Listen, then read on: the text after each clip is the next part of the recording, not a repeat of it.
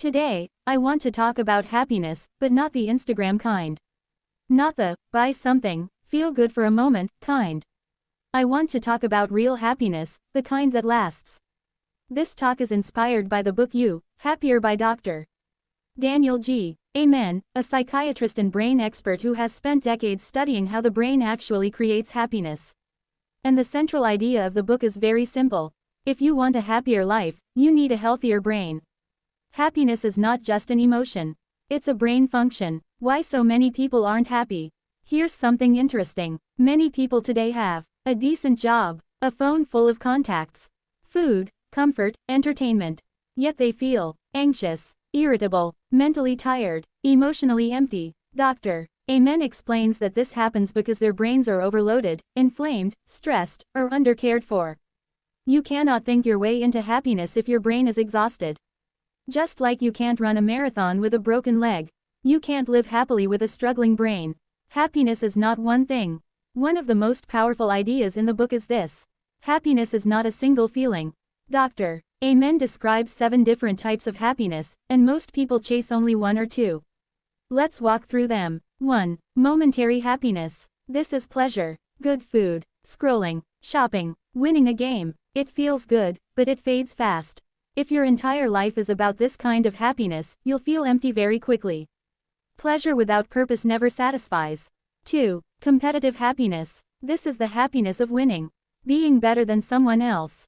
Getting ahead, proving something. It can motivate you, but it's fragile. Because no matter how good you are, someone is always ahead of you. Comparison steals peace. 3. Goal happiness. This is the happiness of progress. Working towards something meaningful, improving yourself, building something over time. This type of happiness is healthy, especially when your goals align with your values, not your ego.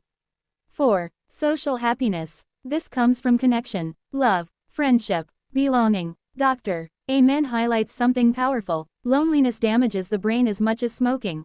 We are wired for connection. No amount of success replaces human bonds. 5. Gratitude happiness. This is the happiness of appreciation. Noticing what's already good in your life. Gratitude physically calms stress circuits in the brain. It trains your brain to see abundance instead of lack. 6. Service happiness. This comes from helping others. Giving without expecting anything back. Service shifts your focus away from yourself, and paradoxically, that's when happiness increases. 7. Purpose happiness. This is the deepest form of happiness. Living for something bigger than pleasure, money, or status. People with purpose handle stress better, recover faster from setbacks, feel more stable emotionally. Purpose turns pain into meaning. The brain systems behind happiness. Dr. Amen explains that happiness depends on specific brain systems. If these systems are unhealthy, happiness becomes difficult.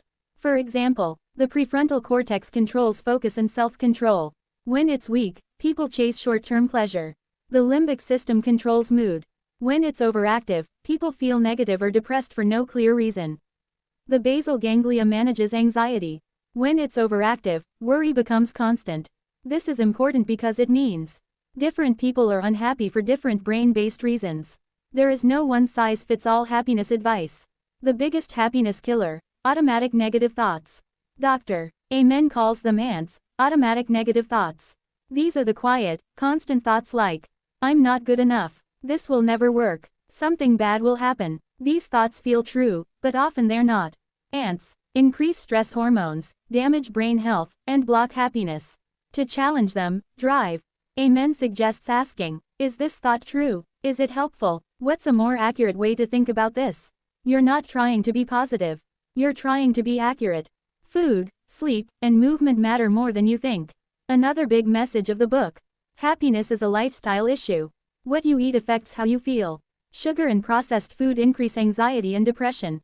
Sleep is an emotional reset button. Poor sleep makes small problems feel huge. Exercise increases blood flow to the brain and acts like natural medication for mood. Dr. Amen says it clearly. Food can be antidepressant, or depressant. Relationships shape your brain. The people around you shape your emotional world.